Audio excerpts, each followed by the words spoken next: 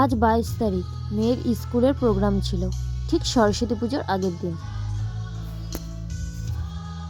এত সুন্দর প্রোগ্রাম হয়েছে, আমি কিন্তু ফার্স্ট টাইমই প্রোগ্রাম দেখলাম। কারণ অ্যাকচুয়ালি মেয়ে আগে প্লে স্কুল ছিল, তখন ওদের প্রোগ্রাম ছিল না। এবার থেকে প্লে স্কুলে স্টার্ট করেছে, আর মেয়ে এবারে উঠেছে এলকেজিতে। তো এলকেজিতে ওদের প্রোগ্রাম হয়, যেহেতু ছোটোদের প্রোগ্রামটা অ্যাকচুয়ালি আগেরবার ছিল না, তো সেই কারণে আমার কিন্তু ফার্স্ট টাইম।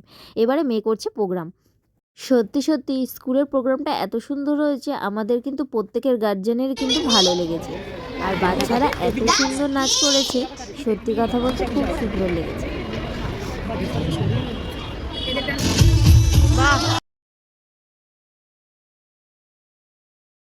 তারপরে প্রোগ্রাম দেখে বাড়িতে ফেরার সময় চলে আসলাম ত্রিপুরেশ্বরী মন্দিরে।